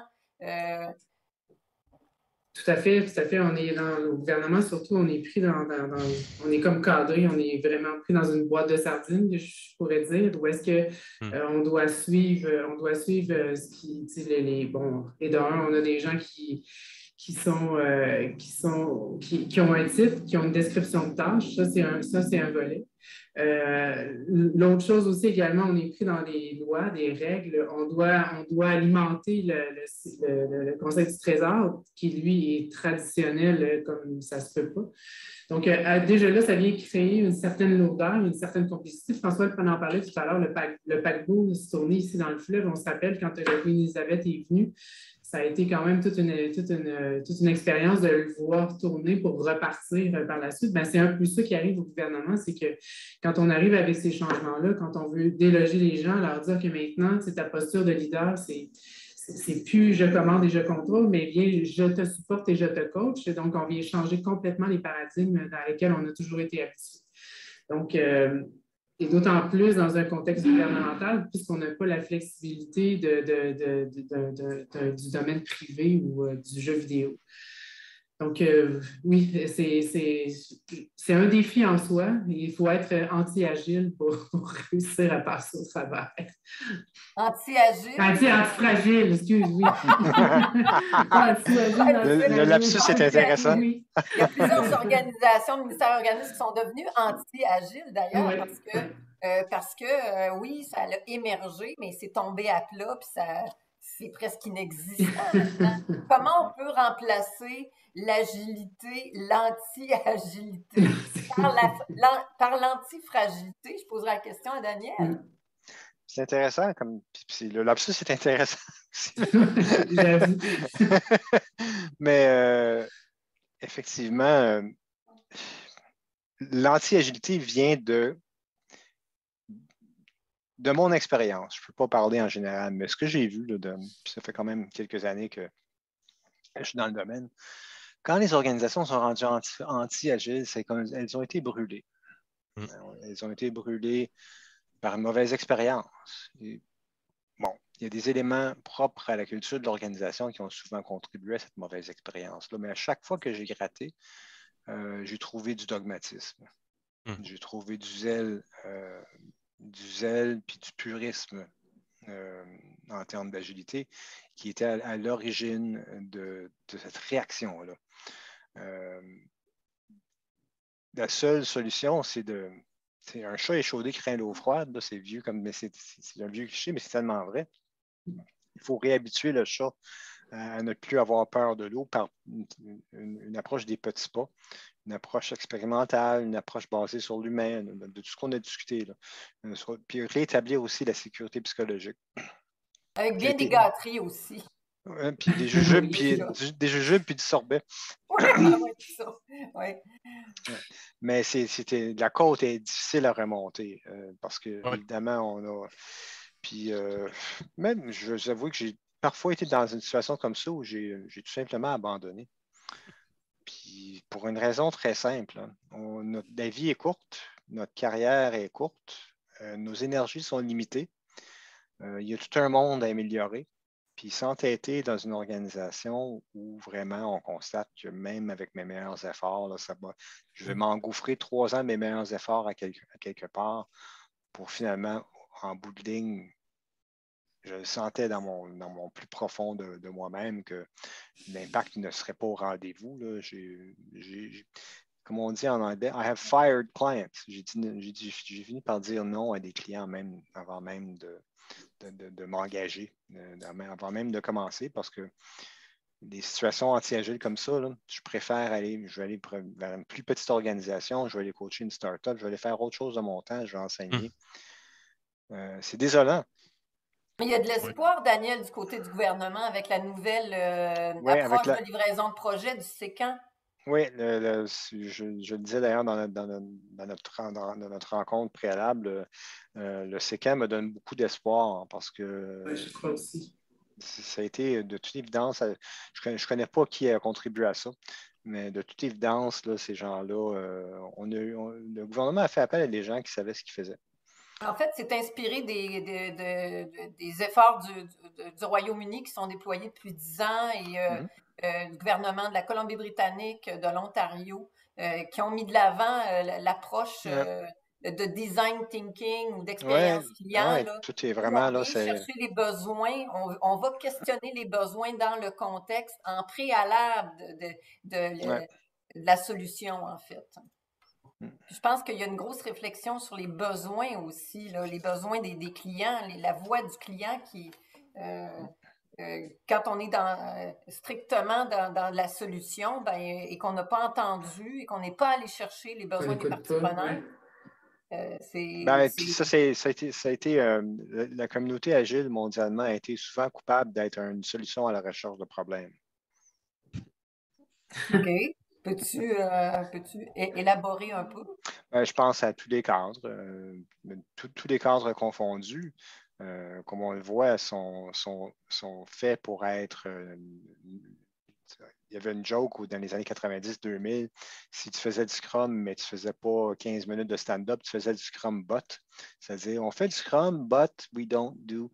Puis c'est te faire traiter de Scrum bot dans la communauté agile, tu étais un non-puriste, tu étais un faux jeton, tu étais quelqu'un qui avilissait. Tu n'étais pas un vrai. Tu étais un Scrum bot. Donc, ce zèle presque religieux a beaucoup nuit. On serait ailleurs, on a eu cité de ce zèle-là, de ce dogmatisme, de ce purisme-là. Ton analogie du chat est excellente parce qu'effectivement, il y a des coachs qui sont passés à des endroits où moi je suis présentement, puis l'ouverture, elle vient vraiment très tranquillement. Là. Puis l'autre affaire aussi, quand on n'est pas capable, puis qu'on ne se donne pas les moyens, si on veut vraiment atteindre les bénéfices de Scrum, si on ne respecte pas les règles du jeu d'un bouquin de 15 pages, puis qu'on déploie des individus sur 3 équipes, puis qu'on les optimise à l'heure, regarde, 33, 33, 33, c'est parfait, ça marche. Non, ça ne marche pas. Non, puis ça donne des résultats bien pires. Puis là, les gestionnaires nous regardent, là, ça n'arrive pas. Ah ouais, mais vous n'avez pas respecté les règles du jeu. Qu'est-ce que tu veux que je te dise? Moi, je l'ai vécu avec ma petite gang d'étudiants, des bleus qui sortaient de l'école, puis on livrait tout le temps. C'est sûr que le contexte est beaucoup plus simple, par contre. Fait que ça, je l'ai réalisé On se ramène là, en 2012 quand j'ai quitté cette organisation-là, puis c'est 5 ans après que j'ai réalisé quand je suis arrivé dans les grandes organisations. Oh, OK, la structure n'est pas pareille, c'est plus compliqué de déconstruire ça. Fait que c'est ça, il y a des schèmes de pensée où tu es optimisé à l'heure, tu passes dans mon budget, tu vas me faire de la reddition de compte, tu vas travailler dans 3 projets. Ça crée des gros dommages sur le plancher, en fait. Puis ouais. les gens n'aiment pas l'agilité à cause de ça. Moi, j'ai des mandats super compliqués de ce temps-là parce que je regarde l'historique, puis j'ai pas beaucoup de temps de glace. J'ai pas beaucoup d'écoute. Fait qu'il faut vraiment que je sois extrêmement très patient pour arriver avec des petites solutions, expérimentation. Est-ce que vous avez eu des bénéfices? Oui. OK, on va regarder pour le prochain mois, la prochaine itération, s'il y a d'autres choses qu'on pourrait amener. C'est pour ça que je parlais de confiance tantôt, quand tu es capable d'avoir au moins cette relation-là. Ah oui, toi, François, tu n'es pas pareil que les autres qui sont passés, tu nous écoutes, tu tiens compte de notre réalité. Là, j'ai gagné une première étape qui est super importante dans mes yeux. Mais le mot-clé, c'est la patience. Ouais. C'est juste que les gens sont hyper essoufflés aussi. Là. On c'est dit, incroyable. On fait de l'agilité depuis 25 ans. Donc, là, on a vraiment irrité les oreilles de tout le monde avec ce mot-là. Donc, là, maintenant, agilité, c'est rendu pollué. C'est même plus un mot qui a un sens. Fait que je pense la diffusion sémantique. Hein? Ouais. J'ai vu un meme l'autre jour, c'est Samuel Jackson dans Pulp Fiction qui tient son fusil là, dans la scène du restaurant. Puis c'est marqué « Say agile one more time ». Puis là, avec son fusil. Donc, la solution, ça serait l'antifragilité. Mais comment on déploie ça? Est-ce que ça se déploie de l'antifragilité? Il n'y a pas de méthode, là. Non, j'aime pas le mot. Le mot déployer implique un cadre, implique une destination connue, imprimée dans la page 47 du chapitre 3 du livre. Déployer, on peut pas. L'antifragilité n'arrive pas sur 4 CD. C'est une non-destination, c'est un voyage d'émergence, de co-création. Puis, c'est quoi les conditions gagnantes pour mettre un contexte d'antifragilité? Une ouverture à l'expérimentation et surtout la sécurité psychologique, la vraie. Si les coachs ou les gens, les leaders, les gestionnaires qui veulent en arriver à l'antifragilité, s'ils sont un pas devant l'organisation, puis c'est toléré, on dit OK, tu fais ta job de coach. S'ils sont 2 pas en avant, on les traite de visionnaires, mais 3 pas en avant, ça devient des martyrs. Donc, mais il faut la chair à canon. C'est ça, mais il faut être 3 pas en avant. Donc, ça prend, je pense, la volonté et la prise de conscience d'un niveau de gestion assez élevé. Sinon, la couche la plus élevée, que c'est un travail nécessaire de réinvention, que ça dépasse le simple virage numérique. Le virage numérique est un des aspects de ce qui doit être accompli aujourd'hui, mais il ne faut pas que ça devienne. Ce n'est qu'une infime partie. L'agilité n'est qu'une infime partie, on l'a vu, comme ça a été vécu depuis 25 ans. Là. Si on regarde la chaîne de valeur avec une lentille lean, si on faisait du vrai lean, on ne ferait même pas d'agile parce qu'on se rendrait compte qu'on travaille sur 3 à 4 % du temps de cycle. Les artefacts sur les cérémonies. Il faut être agile puis flexible mais en fait, dans tout ça, là, si on démarre un sprint puis on se rend compte qu'on est vraiment à côté de la track. Moi, ça m'est arrivé à quelques reprises, puis je pense que peut-être François, il y a une bonne analogie là-dessus, mais de faire on est vraiment pas. On ne répond pas à la solution, on ne répond pas au problème du tout avec notre solution. Il faut retourner sur la planche de dessin. L'agilité ne voudra pas que tu arrêtes ton sprint au milieu, puis tu vas avoir des gens dans ton équipe. François, tu as des points, peut-être tu nous racontes ton histoire? Ben oui, au risque de me répéter, mais effectivement, premier mandat comme consultant chez Desjardins, un projet BI, et c'était pas évident, là. Il y avait une portion à faire, une portion TI, puis là, on les a encouragés fortement à travailler ensemble. Ça a fait des flamèches. Mais ce que tu parles, Maxime, ça existe d'arrêter un sprint, c'est abnormal termination. Je ne sais pas s'ils l'ont laissé, là, mais c'est quand ton objectif de sprint, il prend le clos, là, puis mur de béton, ça ne sert à rien ce qu'on fait. Mes gens dans mon équipe ont commencé à s'engueuler Moi, j'avais le gros sourire. Enfin, vous vous parlez, vous vous dites les vraies choses. C'est douloureux, là, mais vous vous dites les vraies affaires. Puis Ouais. j'applaudissais, puis le monde, il trouvait que j'étais un cinglé. Fait que là, conclusion, guys, le sprint qu'on fait, c'est quoi? C'est brun, c'est chaud, puis ça sent mauvais? Exactement, François. Ben, c'est beau, on arrête. On arrête ça. On retourne sur les planches à dessin. Je vais aller voir le promoteur. Le promoteur était content. Ils avaient arrêté Ouais. le sprint. Ouais, non, les tables là, pour aller chercher les données, ça a été mal conçu, mal pensé. Il faut vraiment se rasseoir sur les planches à dessin. Puis, il y avait un des développeurs qui travaillait dans mon équipe, un dénommé Leblanc. Je m'en vais le voir. J'ai dit, comment tu trouves ça qu'on arrête le sprint? Ça m'a vraiment frappé. C'est la première fois que j'entendais quelque chose comme ça. Je trouve ça merveilleux, François. On s'est trompé de 2 semaines et non pas 6 mois. J'ai jamais vu ça ici. J'ai dit, t'es-tu sérieux? Ils ont- J'ai dit, OK. J'ai dit, garde, j'ai déjà des spécialistes là, qui pourraient nous aider, Bernard Gosselin. On va retourner en sprint zéro, on va retourner sur les planches à dessin, on va refaire de la conception, on va réaligner le projet. Ça m'avait vraiment frappé, j'ai eu un choc. Moi qui étais habitué tout le temps de me revirer dans des petits studios sur un 10 scènes, j'ai pogné, comme on dit, mon 2 minutes. Fait que Tranche de vie. c'était fail fast, en fait. Hein? Oui, exactement. C'est ça. Puis on a appris, fait qu'on s'est relevé. Le promoteur était tout à fait à l'aise. Il est allé pour interroger mon équipe. Il a posé ses questions. Il dit parfait, je vous écoute, make sense. Fait que ça a été quand même une super belle collaboration. En parlant de Malheureusement, fail je pensais. fast, Hein? alors, je termine, François, je vais juste faire une petite intervention sur le thème de fail fast. Vas-y, j'avais terminé. Ah, OK. Ben, fail fast, c'est un autre des éléments provocateurs de l'agilité de première heure là, qui voulait absolument là, Oui. il trouvait tous les moyens premièrement, dans les cadres de première heure, il n'y a aucune référence au gestionnaire, aucune référence au gestionnaire de projet, aucune référence au leadership. C'était vraiment fait pour opérer en terrain hostile.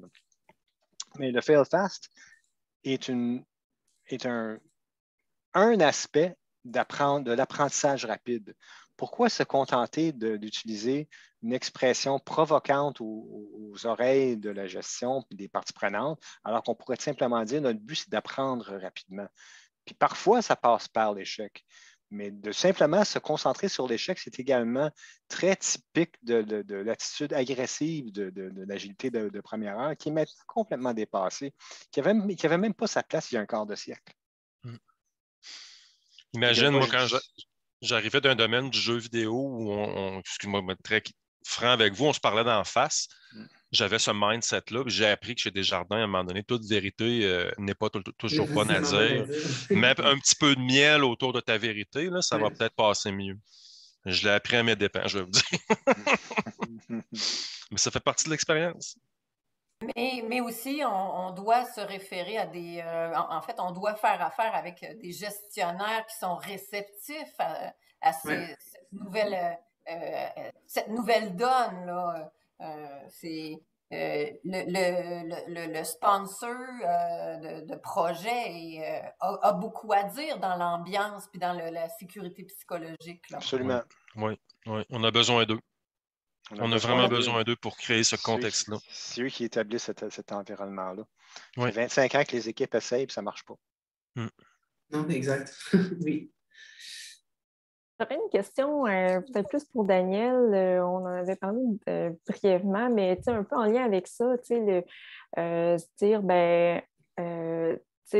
on doit mettre un camp une sécurité, mais en tant qu'analyste ou en tant qu'un rôle de PO comme avec Maxime, comment on peut devenir porteur dans des rôles, comment on peut devenir porteur de l'antifragilité, comment on peut supporter ce concept-là dans un rôle d'analyste? Vous êtes dans une position absolument merveilleuse pour agir à titre d'exemple parce que vous êtes les premiers à pouvoir, par exemple, séparer le problème de la solution.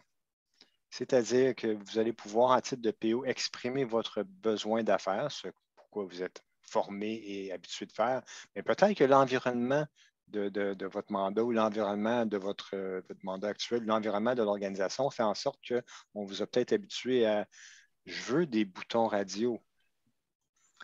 Défaites-vous de ça, puis revenez à ce que je veux, c'est que je veux que les clients puissent choisir à l'écran.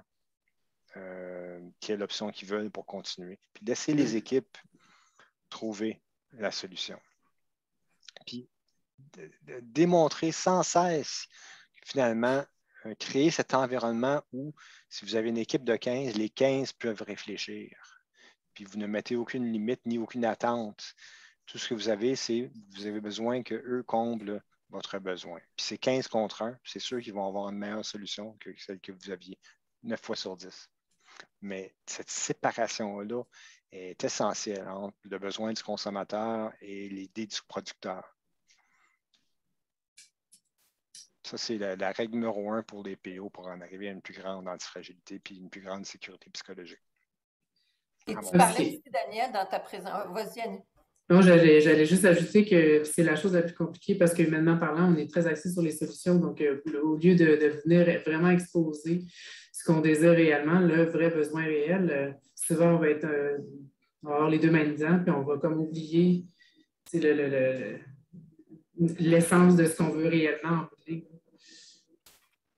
Ça aussi, c'est une tare qui nous vient du Scrum. Scrum Master et PO sont des rôles qui ont, avouons-le, qui n'ont pas beaucoup de sens.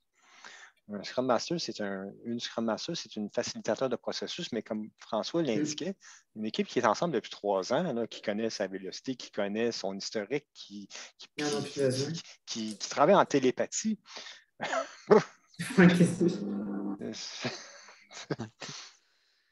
Puis le PO qui est censé être la championne pour l'ensemble de l'organisation, puis en même temps, si on lit le Scrum Guide comme il faut, remplace le PM en passant, puis il devrait faire du Microsoft Project, puis s'occupe de la reddition de compte, puis la gestion des parties prenantes. Mais voyons donc, c'est Superwoman, ça prend, là. Ah, mais on est tous ça. Mais c'est quoi les conditions gagnantes? Là, on parle les conditions gagnantes, si on résume là, pour faire place à l'antifragilité dans les différentes organisations. Quelles sont-elles? Ben, que les PO soient prêts à jouer le rôle, à jouer le jeu dans des équipes multidisciplinaires, mais au-delà de ça. Que les leaders, que les gestionnaires, que l'organisation ait atteint un point de souffrance suffisant pour voir la nécessité de changer. On n'est plus dans les environnements hostiles, on est en souffrance. Oui. Ben, j'ai travaillé dans une autre grande institution, une grande banque canadienne ici à Toronto pendant plusieurs années. Puis ce que je disais souvent, c'est qu'on fait trop d'argent. On ne changera jamais. On fait trop d'argent. Il n'y a aucun incitatif à changer. C'est un statu quo. C'est pour ça que dans les petites startups, comme je parlais tout à l'heure, entre autres de jeux vidéo, on n'a pas cette réalité-là. C'est totalement un autre paradigme. Par contre, même si l'argent est au rendez-vous, la compétition, par contre. Et là, quand même. Oh, oui. Puis on peut passer de Blockbuster, c'est le cliché, là, mais ils faisaient beaucoup d'argent. Ils ont fait beaucoup d'argent dans l'année qui sont disparus. Oui, c'est vrai.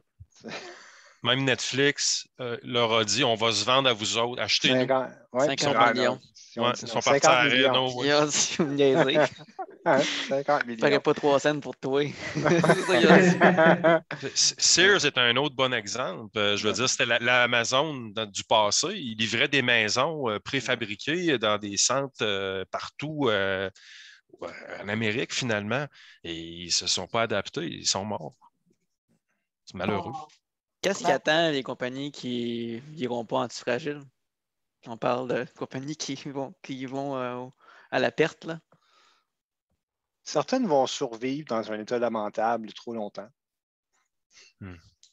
Mais on voit avec la pénurie de main-d'œuvre, ces endroits-là vont se vider bien avant que leur mort annoncée par d'autres moyens arrive à terme. Ils vont se vider de tous les gens qui sont capables de fournir un effort discrétionnaire, tous les gens qui ont à cœur leur carrière et qui veulent travailler pour s'avancer. Ils vont être pris avec... Il n'y a pas vraiment de façon gentille de dire ça. Ils vont être pris avec le pourcentage de leurs employés qui, peut-être pour des raisons X, Y, Z, ont moins de possibilités de mobilité. On va dire ça comme ça. Mais Daniel, ça va être très attractif, très attrayant en fait. Quand tu parles de sécurité psychologique, Oui, c'est très c'est attrayant. très attrayant ça pour le millénial qui se cherche un job parce que le traditionnel, ben ils en veulent plus eux autres là. C'est très attrayant, puis un coup rendu, on veut rester. Ouais, l'attachement. On est antifragile au maraudage. C'est bien difficile là, quand tu passes d'un système de gestion où c'est qu'on va, on t'a autonomisé, mettons, là, on t'a donné de la liberté, puis là, après ça, tu reviens vers un endroit, mettons, ben là, à ta peu, là, il faut que tu me dises si tu rentres 5 minutes tantôt. Là. Fait que, tu sais, ça vient très. C'est comme tu dis, on y prend très goût, là, c'est parce qu'on nous fait confiance, puis on est capable de donner nos commentaires sans avoir de représailles, etc. C'est bien difficile de retourner. La C'est volatilité, vas-y, Daniel. C'est pas nécessairement atypique aux milléniaux, c'est la première génération qui a eu le courage de dire ce qu'on pensait tous avant. Moi, je suis père de 3 milléniaux, puis mes garçons là, ils me surprennent à chaque fois. C'est une génération antifragile. Et oui, l'autorité s'impose pas de facto, là. Oh non, j'ai essayé. Faut que ça fasse du sens. Faut que ça fasse du sens et que ça soit cohérent aussi. Là. Ouais. On revient à l'essence de l'humain, comme du travailleur comme humain, là, Absolument. dans sa façon d'être. Être un bon parent puis être un bon leader, il y a beaucoup de ressemblances. Mais ça ne veut pas dire qu'il y a une relation enfant-parent. C'est qu'on part d'institutions qui sont paternalistes à la base. Et c'est à nous, comme gestionnaires, comme leaders, d'apprendre la même leçon qu'on a appris en élevant des milléniaux. C'est-à-dire que les vieilles façons, je n'ai pas élevé mes enfants de la façon que mon père m'a élevé. Là. Puis certainement, il n'y avait pas de règles, pas de règles, puis pas de. Non, c'est vraiment une autre façon de. Le coach leader, en fait. François, je te vois sourire. Je te vois sourire, François. Non, mais on est plus dans l'expérimentation. Moi, je préviens mes enfants, si tu fais ça, tu risques d'avoir telle conséquence. Puis quand ça arrive, ben là, écoute, t'as compris quelque chose, t'as appris. T'as appris, puis c'est toute la notion d'empirisme et d'expérimentation. Quand mes enfants, j'ai enlevé des petits trous de vélo, papa, je vais essayer de faire du vélo sur 2 roues. Tu vas-tu me tenir? Non, je te tiens pas. Je passerai pas mon été à te tenir parce que je veux pas que tu te blesses. Oui, tu vas te blesser, mais tu vas apprendre pas mal plus vite, par exemple. Fait que moi, je suis vraiment dans cette notion-là. Puis c'est un peu comme ça que je travaille aussi, dans le sens où, ouais, OK, si vous faites ça, il risque d'arriver ça, gang. Mais essayez-le, vous avez le droit. Vos boss veulent qu'on fasse de l'agilité, vous avez le droit de faire des rétros, vous avez le droit de vous améliorer, vous avez le droit de ne pas faire les mêmes erreurs 2 fois. On vous le permet. Ben, expérimentez maintenant. En fait, tu viens de le dire, je pense qu'il faut se donner le droit à l'erreur dans tout ça aussi. Là. Ouais, j'utilise plus ce mot-là, ça ne fait pas. Ben, je parle du droit à l'expérimentation. Il y a des oreilles sensibles. Oui, mais on se comprend. C'est comme fail fast. Ouais. Yes, c'est ça. C'est trop fort. Learn fast maintenant. Learn fast. Learn fast. Ouais, puis droit à l'expérimentation. Ouais. Puis aussi, il y a un mouvement mondial, juste pour revenir, il y a un mouvement mondial, on regarde la naissance des entreprises de type B, par exemple, des B Corporations, qui dans leur charte non plus seulement là, ce que Milton Friedman disait en 1970, qui était la seule raison d'exister des organisations, c'est de faire de l'argent. Non, dans la charte d'une corporation B, c'est l'environnement, l'ensemble, tout l'écosystème des parties prenantes, la société, etc., puis qui doit ils doivent présenter des résultats, puis il y a un organisme qui revoit leurs résultats chaque année pour qu'ils conservent leur B Corporation status. Etc. Puis il y a de plus en plus d'exemples dans le monde là, de ces compagnies-là. C'est les premiers, c'est vraiment les premiers bourdons là, du printemps de l'antifragilité qu'on voit des organisations de ce type-là. Avant d'aller aux questions là, des participants, est-ce que chacun de vous, est-ce que vous auriez comme en conclusion, ce serait quoi la conclusion à tirer là, de cette rencontre de ce soir? Avec quoi vous repartez, en fait? J'irai avec Maxime, Laurence, François et Annie. Ben, moi, il y a quelque chose qui m'a frappé dans la présentation de Daniel, puis qui est revenu depuis le début, c'est que l'éléphant dans la chambre ou puis dans le salon, il est rouge. Puis ça m'a spoté depuis le départ. L'antifragilité, je vois ça comme vivre, c'est vraiment se revirer face au chaos, parce que dans ta présentation, tu as le rouge vers le chaos, puis tout ça. Fait que je pense que bon, avec les changements en fond, de vie culturelle, puis même mondiale qu'on vit, on n'aura pas le choix d'être de plus en plus antifragile. Fait que je suis content d'avoir pu en apprendre plus aujourd'hui, c'est clair. Laurence?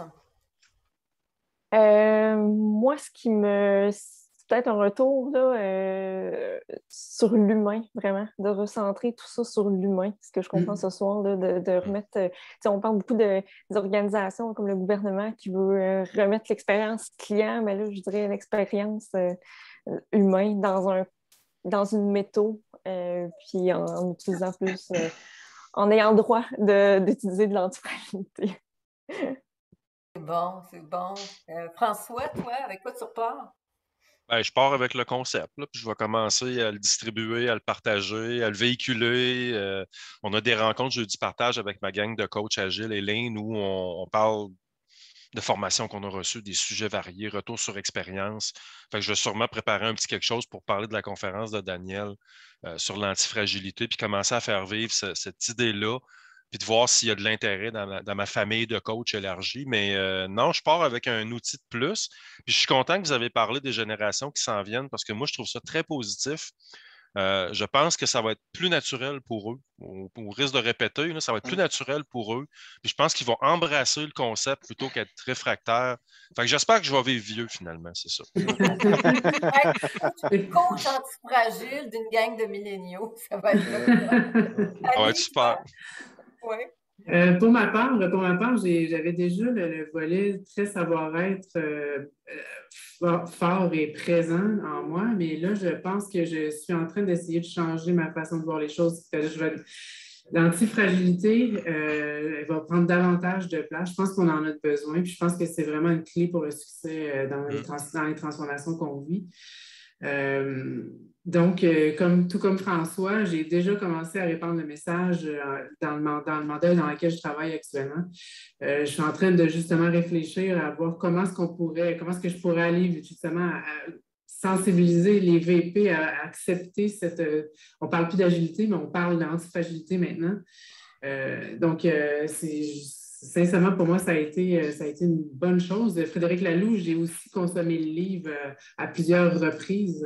C'est vraiment quelque chose, c'est vraiment un livre à prendre le temps d'apprécier.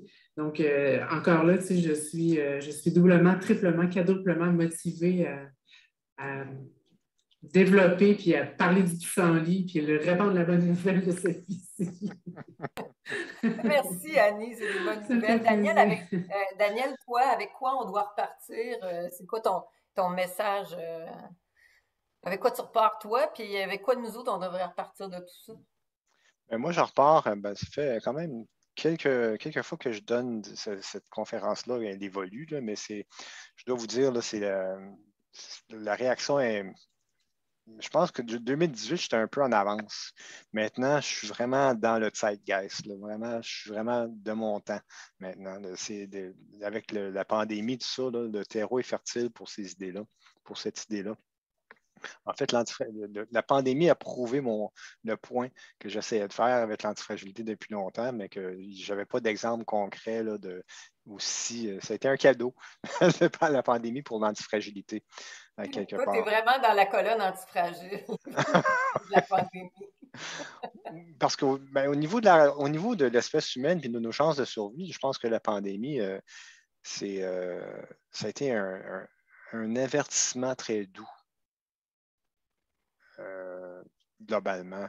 Je pense à la grippe espagnole qui a emporté plus d'êtres humains que la Première Guerre mondiale, tout de suite après la Première Guerre mondiale. On a eu 4,5 millions de morts et non pas 100 millions. Fait que c'est un avertissement doux que de changer nos façons de faire, puis de devenir antifragile, puis de veiller à la planète, puis de veiller à l'ensemble, de changer du tout au tout. Est-ce qu'on va l'apprendre la leçon? Pas complètement. On est humain, donc on est imparfait. Mais bon, Mais tout ça pour dire que mon constat, c'est que c'est vraiment c'est dans l'esprit des temps maintenant. Je me sens moins seul. Tu as plein de nouveaux amis, Daniel, à partir de Oui, maintenant. oui. Ouais, On invite tout le monde à suivre d'ailleurs Daniel sur LinkedIn. Marie-Laure, je vois que tu es apparue. Est-ce qu'on avait des questions est-ce qu'on avait des questions des participants ou de toi? Écoute, on a vraiment, ça a vraiment été une belle expérience. Merci Manon. On n'a pas beaucoup de questions, mais par contre, on a beaucoup d'interactions, beaucoup de commentaires. de On a commentaires. 2 questions au travers dont je vais ramener une. Est-ce que l'antifragilité n'est pas aussi un pattern de design de solutions correspondant à l'approche build to change vs build to last? Oui, j'avais vu passer ce commentaire-là. Effectivement, avec l'antifragilité, on s'avoue même en adoptant, en menant à bien une expérimentation, puis en adoptant, puis en partageant les résultats de ça, on est conscient du fait que c'est pas du permanent, c'est du temporaire. Tout est temporaire dans l'antifragilité parce qu'on va être en mouvance constante. Donc, on va créer des solutions, on va privilégier des solutions simples et facilement démontables, qui peuvent facilement pivoter. Donc, c'est une toute autre approche. Avant, on disait que si c'était temporaire, c'était un gaspillage, on voulait quelque chose qui allait durer, mais il n'y a plus rien qui a une pérennité. Avec le VUCA puis le Pestel, on vit à 1000 km à l'heure. Donc, build to change, c'est une bonne philosophie qui correspond très bien à l'antifragilité. Merci. J'espère que Ginette, ça répond à ta question, Alain. Peut-être qu'elle nous a j'inviterai quittés. maintenant Ginette qui est la VP Expérience, à qui on a demandé de penser large et de nous donner son commentaire, en fait, sur tout ce qui s'est passé ce soir. À toi, Ginette, allume ton micro. Effectivement, on est sur mute par défaut. D'abord, vraiment très intéressant comme sujet.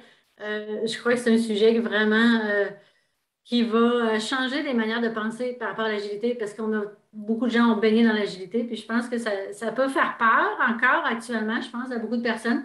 Moi, en tant que VP Expérience, ce que j'aimerais savoir, peut-être plus Daniel, j'aurais peut-être une petite question. Pour les conditions favorables, on sait qu'actuellement, il y a beaucoup de priorités dans les organisations.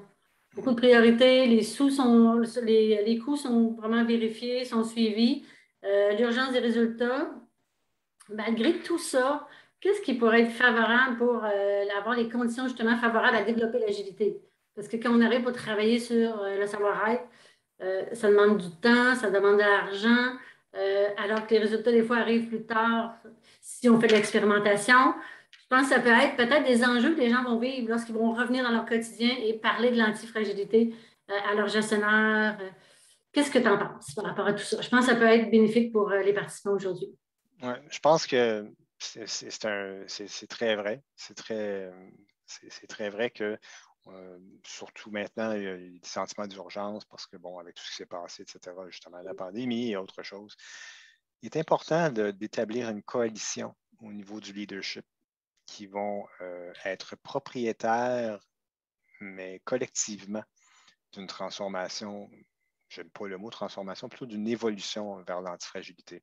Parce que sinon, ce qu'on a constaté avec l'agilité dans les grandes entreprises, puis vous connaissez tous la rengaine, on se bat, on s'est battu dans les grandes organisations pour savoir qui allait être le grand gagnant à être le silo qui sera perçu à être le silo qui promouvoit l'agilité.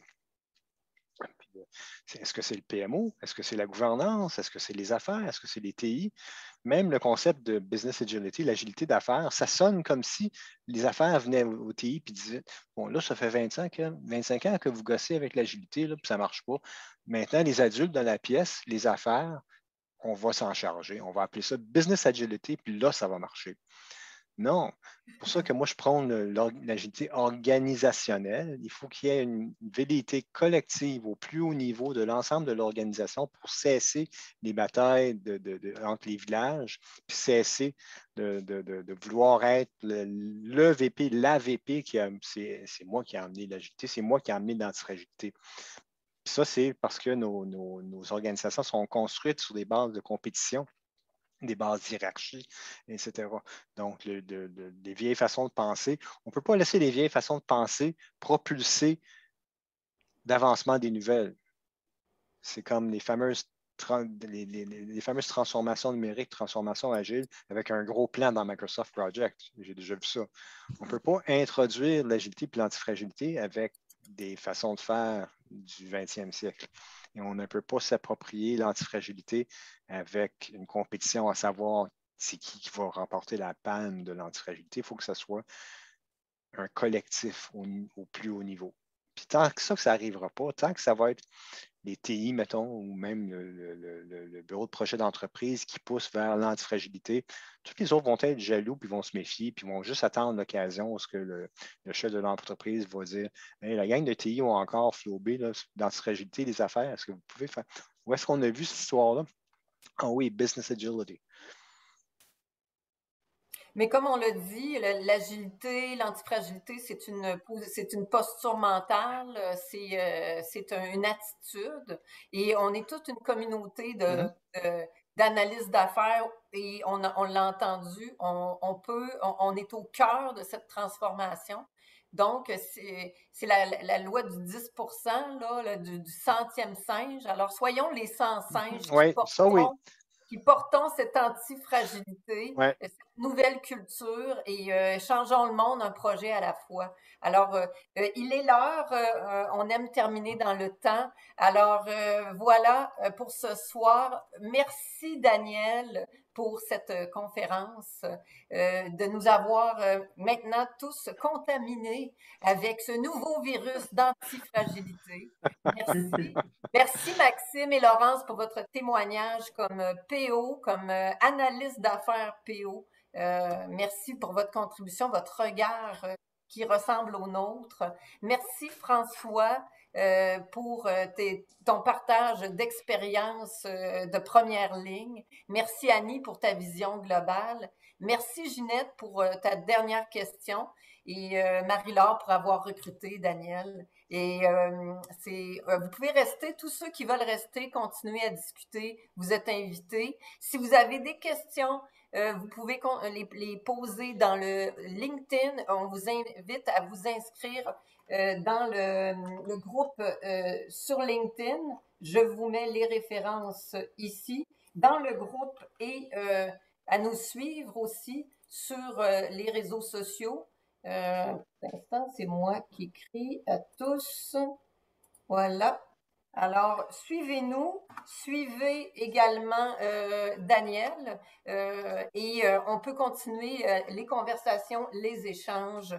Et s'il vous plaît, continuez à nous mettre vos commentaires dans le chat et répondez au sondage que vous avez reçu ce soir pendant la présentation. Merci à tous. On se donne rendez-vous le mois prochain. Marie-Laure, est-ce que tu peux nous rappeler quel est le titre, quelle sera la conférence du mois prochain? La conférence du mois prochain sera sur le concept de l'architecture, retour à la base avec Alain Rousseau et ce sera le 20 octobre. 20 octobre, Merci à alors tous. faites un rendez-vous. Merci à tous. Bonne fin de soirée.